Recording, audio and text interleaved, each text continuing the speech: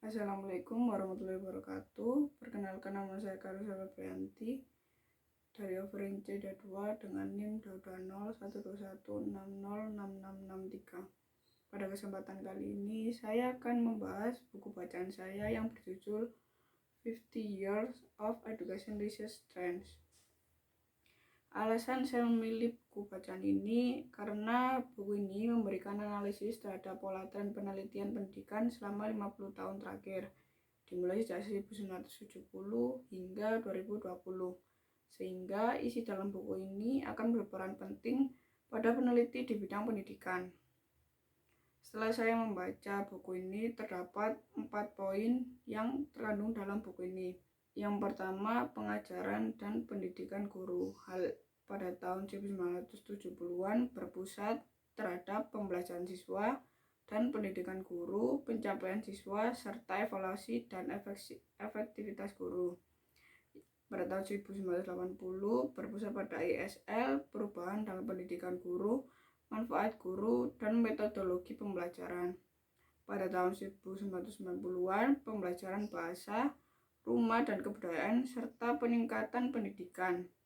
Pada tahun 2000-an, berpusat kepada pendidikan guru, kualitas tinggi, identitas profesional, dan perubahan guru.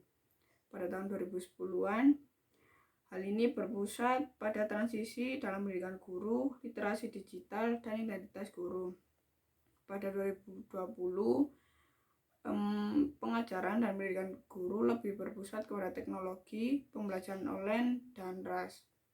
Poin kedua yakni teknologi pendidikan. Pada tahun 1970-an, teknologi pendidikan lebih berpusat pada pengenalan media komunikasi visual. Selanjutnya, pada 1980, hal ini berpusat pada teknologi baru dan perdebatan lama. Pada 1990-an, lebih berpusat kepada teori dan teknologi. Pada tahun 2000-an, berpusat kepada teknologi dan peserta didik.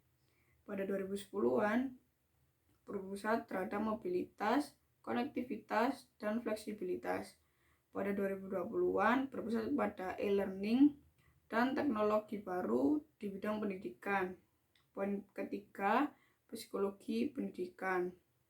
Pada tahun 1970-an, psikologi pendidikan lebih berpusat terhadap motivasi guru, kecemasan, matematika, dan teori siswa.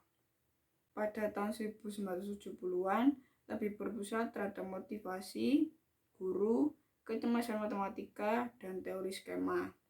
Pada 1980-an, lebih berpusat pada self-concept, self-evaluasi, self-regulation, motivasi dan tujuan, studi lingkunsional, dan alat pengukuran. Pada 1990-an, lebih berpusat pada self-evaluasi, motivasi skema, beban kognitif, hubungan konseling, dan pengetahuan. Pada tahun 2000-an, lebih berfokus terhadap motivasi, beban kognitif, pembelajaran berbasis masalah, dan emosi siswa, dan psikologi konseling. Pada 2010-an, lebih berpusat pada hasil baca siswa, praktik statistik terbaik, teknologi pembelajaran, guru, dan teori beban kognitif. Yang terakhir, 2020-an, lebih berpusat pada self-evaluasi, pembelajaran siswa, beban kognitif, dan motivasi. Poin keempat, yakni pendidikan lebih tinggi. Pada tahun 1970-an, lebih berfokus terhadap lingkungan belajar, peringkat siswa, proses belajar, dan pengurangan. Pada tahun 1980-an, lebih berfokus pada efektivitas instruktur, atrisi, dan penilaian diri. Pada tahun 1990-an, lebih berfokus terhadap student-centered learning dan struktur etnis, ras, dan kekuasaan. Pada tahun 2000-an, berfokus terhadap keberhasilan siswa, internasionalisasi, praktek belajar mengajar, bias, respon survei. Pada tahun 2010-an, berfokus terhadap ekonomi, pengalaman siswa, dan kesetaraan gender.